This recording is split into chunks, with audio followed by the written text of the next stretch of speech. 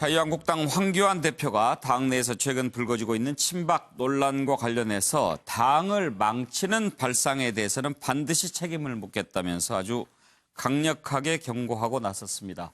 효과가 있을까요? 요즘에 비박계로 불리우는 의원들 여러 가지 얘기가 나옵니다. 도로 친박당이라는 표현까지 나오고요. 여기에 대해서 황교안 대표, 내 머릿속에는 친박 비박이 없다. 그러면서 나는 친박에 빚진 것도 없다 이런 얘기를 했었죠. 그러면서 당 망치는 계파적 발상에 대해서는 반드시 책임을 묻겠다 이렇게 얘기를 했는데, 자, 요즘 친박 비박 논란 불거지면서 당 지도부의 신뢰까지 어떤 문제가 제기가 되면서 이것을 이제 제압하려고 하는 그런 차원의 발언이 아닌가 생각됩니다만, 과연 효과가 있을까요? 전문가들의 의견을 들어보겠습니다. 관련된 녹취 들어봅니다. 다시 한번 분명히 말씀을 드리지만 제 머릿속에는 친박, 비박 존재하지 않습니다. 저는 인사를 비롯한 어떤 의사결정에도 결코 계파를 기준으로 삼고 있지 않습니다.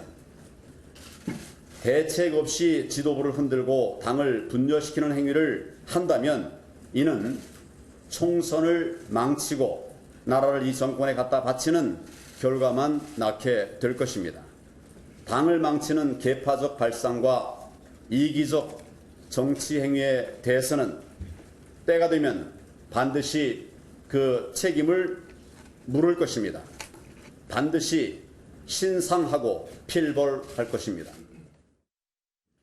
우리 당의 어려운 현실을 걱정하는 목소리도 충분히 듣겠습니다. 제가 앞장서서 고쳐 나가야 할 일들은 분명히 인지하고 있습니다. 저는 어떠한 사심도 없이 당의 혁신에 매진할 것입니다.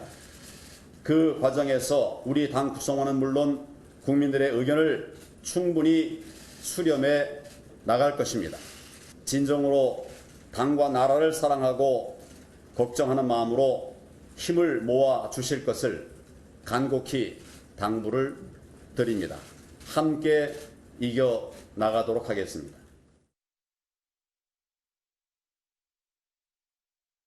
지난번 그러니까 경선이죠. 경선에서 황교안 현 대표가 그 당시 친박들로부터 얼마나 도움을 받았는지는 잘 모릅니다. 강을 건넜으면 타고 온 배를 버리고 볼일을 보러 가야 되지 않겠습니까?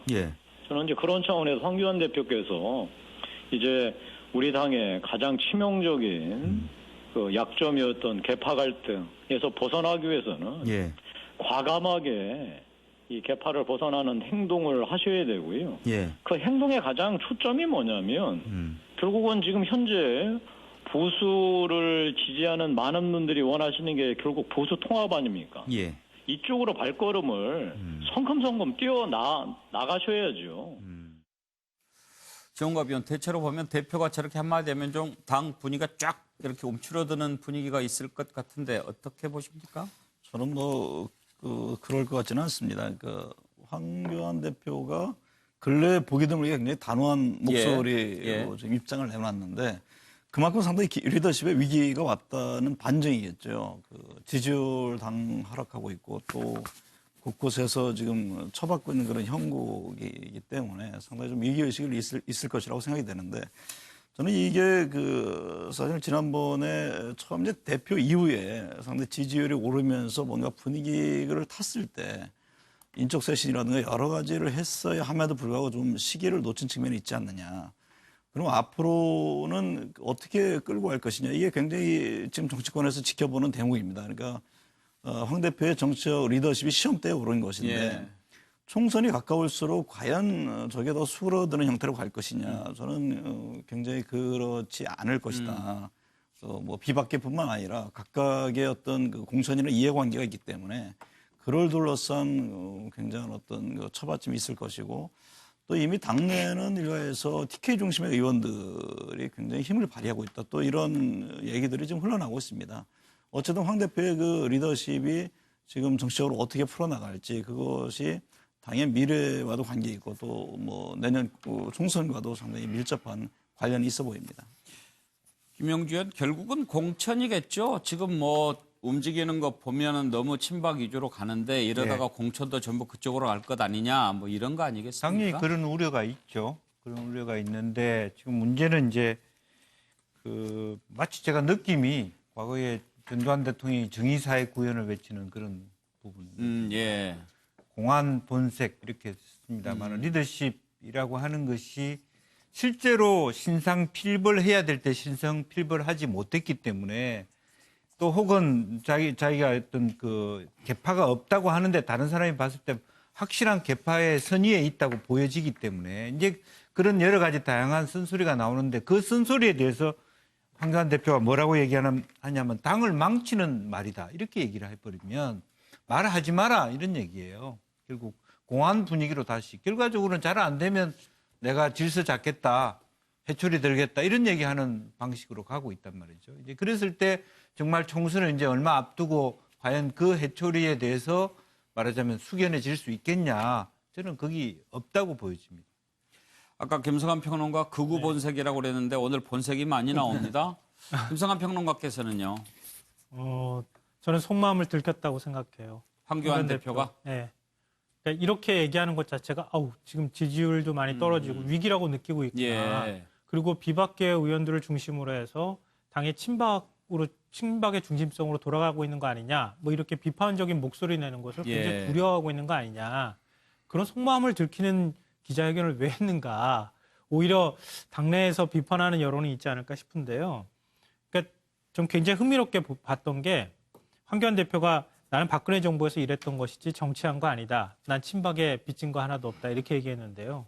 친박당, 친박정부에서 총리하고 법무부 장관하고 총리하고 권한대행까지 했는데 그러면 친박한테 빚지지 않으면 뭘 빚졌다고 얘기할 것이며 지난번 전당대회 때 친박계 의원들을 중심으로 해서 엄청나게 열심히 움직였다는 얘기가 파다한데 근데 친박한테 아무 빚진 게 없다고 얘기하는 걸 과연 비박계 의원들이 어떻게 솔직하게 받아들일지 그것도 의문이고요.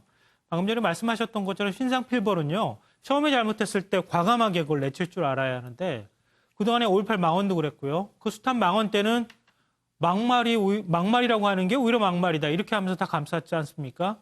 그런데 지금 비박계 의원들 몇 명이서 아니 이거 지금 잘못된 거 아닙니까? 라고 얘기하니까 갑자기 엄청나게 큰 칼 들고 나와가지고 꼼짝도 못하게 하려고 하는 태도가 오히려 더 이상하다. 오히려 더 황교안 대표의 리더십 위기를 본인 스스로가 인정해 준 것이나 다름이 없다고 생각합니다. 최수영 교수께서는 어떻게 들으셨나요? 저는 한마디로 표현하면 이 당의 대표는 나다. 네. 그 얘기를 이제 좀 뒤늦게 한 거죠. 다시 저도 좀 약간 실기한 감은 좀 있는데 어쨌든 지금 90역 복원을 다시 시도한 것 같아요. 그러니까 저는 황교안 대표가 지금까지 오면서 가장 좀 실수한 것 중에 하나가 본인을 자꾸 이해찬 대표와 동격으로 놓은 것 같아요. 본인의 상대는 문재인 대통령입니다. 그러니까 제1야당의 대표는 대통령 책임 있는 정당, 수권 정당의 대표여야 되기 때문에 대통령을 그런 상대하는 그런 대표가 돼야 되는데 굉장히 힘이 빠졌어요. 그래서 그런 점에서 중도 입장에서는, 그러니까 우리 비박계 입장에서는 중도 확장만이 살 길이라고 얘기할 수밖에 없고 좀 이른바 친박계 입장에서는 이 기득권을 유지해야 되겠고 이런 사이에서 대표가 보여줄 수 있는 힘의 한계가 저는 그런 메시지나 그런 태도였는데 조금 뒤늦은 감이 있지만 저는 지금 얘기했던 책임과 필벌은 공천을 언급한 겁니다. 그러니까 그렇게 얘기했기 때문에 이 시점에서 과연 원심력이 아니라 구심력 복원이 될 수 있을지 그건 한번 지켜볼 대목이다 이렇게 말씀드리고 싶습니다. 서종 변호사께서는 황교안 대표 가끔 만납니까? 가끔 만난 적은 있습니다. 요즘에 좀 힘이 좀 빠져 보이시던가요? 전혀 그렇지 않아요? 예. 한마디로 이게 그 정당인들은요 가장 중요한 게 이거 선당 후사입니다. 예. 항상 이 당의 이익이 중요한 거예요. 근데 지금 일부 보면 선사후당 자기 이익을 위해서 뭔가 이 근거도 없이 황교안 대표 체제를 흔들려는 이런 이제 분들이 많아요. 대표적인 게 도로 친박당이 됐다는 비판입니다. 지금 이게 자유한국당이 도로 친박당이 된 게 뭐 있어요? 대표적으로 유기준 사개특위위원장이 되니까 친박이다. 근데 이 권성동을 시켜야 된다. 근데 이 권성동 이분은 무죄 받았지만 이게 재판 중에 있는 거예요. 따라서 이게 그분이 적임자냐 말이에요. 또는 이게 그 예결특위 김재원 의원이 됐잖아요. 황영철 안 되고. 근데 황영철이 대법원에 재판 중에 있어요. 따라서 이게 제가 보기에 비박은 이미 유승민 의원이나 하태경은 나갔고 그다음에 일부 복당파가 있지만 재판이나 수사로 해서 많이 와야 됐단 말이에요. 실제는 7대 3이지만 대부 제가 보기엔 이게 8대 2나 9대 1이에요. 그러면 이게 당연히 친박이 당이 되는데 이걸 이게 뭐 도로 친박당된 것처럼 프레임을 씌워서 엄청나게 비판하고 있고 이렇게 근거 없이 황 대표 체제를 흔들려는 이거는 심각한 해당이단 말이에요. 따라서 이게 신상필벌하겠다는 말은 내년 총선에 그런 데 근거 없이 당을 음해하는 사람은 공천에 배제하겠다. 이런 게 뜻이고요. 저는 이게 황 대표가 아주 이게 그 제대로 경고했다 보고 앞으로 이게 당을 위해서 정말 이게 자중질환, 동지들이 등에 칼을 꽂으면 안 된단 말이에요. 이런 게 자중질환하는 적정 분열 행위는 안 보이는 게 좋다. 이래 봅니다. 예. 김한규 변호사 말씀 들어보겠습니다. 네. 뭐 한국당 내부에서 좀 다양한 목소리가 나오는 것은 뭐 당내 민주주의 실현이니까 뭐 이상한 게 아니죠. 오히려 황 대표가 그 뭐 당 망치는 발상이다. 최근에 몇몇 의원들의 발상 때문에 이렇게 강하게 말씀하시는 게 좀 약간 좀 이해는 안 가고요. 오히려 지금 몇몇 의원들이 계속 문제 제기하는 것은 한국당이 민주당과 비교해서 지지율이 10% 이상 계속 차이가 나고 있습니다. 현 정부의 지지율과는 더 큰 격차고요. 그러니까 특히 수도권 의원들 입장에서는 내년 총선이 되게 절망적인 상황인 거예요. 이런 위기의식을 계속 뭐 기자회견을 한다든가 언론 인터뷰를 통해서 밝히는 거고 그러면 당대표로 하면은 지금 뭐 TK만 있는 거 아니지 않습니까? 지금 한국당이 고기만 보고 정치하는 거 아니지 않습니까? 근데 그런 위기의식. 도로 친박당이라는 비판. 도로 친박당은 이미 국민으로부터 심판을 받았어요. 심판을 받았으면은 인적 쇄신을 한다든가 개혁을 해야 되는데 뭐 우리 공화당 측과 만나는 거나 당직 주요 당직자들을 친박 인사들로 임명하니까. 그러니까 그 당내 인사들 입장에서는 야 도로 친박당 아니냐. 이런 의견이 나오면은 경청을 하셔야죠. 어떻게 이렇게 강하게 메시지를 주는 건지 좀 약간 이해는 안 갑니다. 네. 아주 다양한 의견을 들었습니다.